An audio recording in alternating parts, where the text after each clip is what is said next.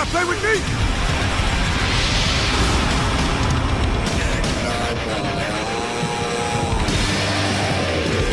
I'm picking Scarface. I don't know if many people know that Scarface had a game. It was for PlayStation 2 and Xbox back in the day. Scarface was kind of like Grand Theft Auto. A little bit like Mafia too, like some of the mechanics. So, in the Scarface game, you start off at the ending of the movie. So, in the end of the movie, he'll get shot in the back by some guy with a shotgun. In the game, that's where you started off. And you would kill the guy right behind you. And the rest of the game, you're just killing everybody, taking over Miami and killing Sosa. And you can do a lot of things. You could sell drugs, you could buy weapons, and you could also go to other parts of Miami that you didn't go in the movie. It was pretty good. And the ending of the game was actually pretty awesome by killing Sosa, by blowing his ass up. Pretty tight. Scarface hasn't made a comeback though. It's been like, I think like 7-8 years since the game came out. It was actually received pretty well, but they just haven't remade it yet. That's one of the games that has to come back. I like Grand Theft Auto, but Grand Theft Auto 5 has been around for way too long. I'm tired of playing online. I just want to play Grand Theft Auto 6 or something. But if they make Scarface, I'm gonna buy it for sure.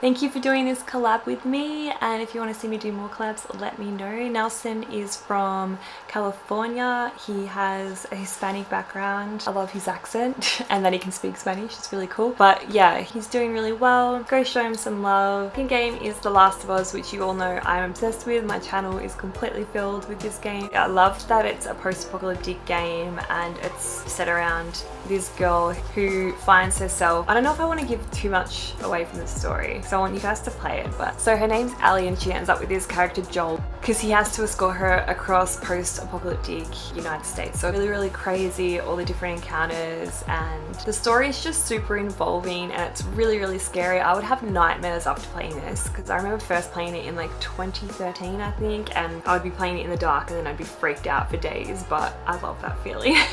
Sometimes. Lately I haven't been able to watch too many scary movies because they freak me out. In saying that, I do love them as well.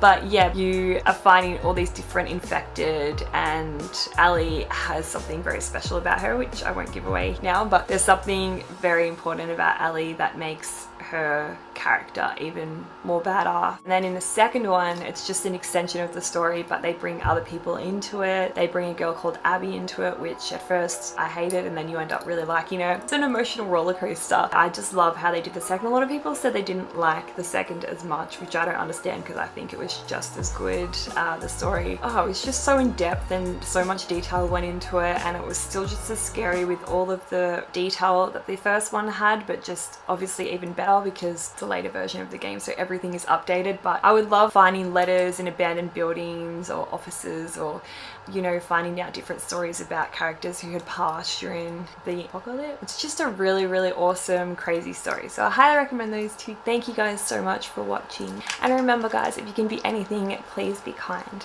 Peace, love, and game on. Mwah!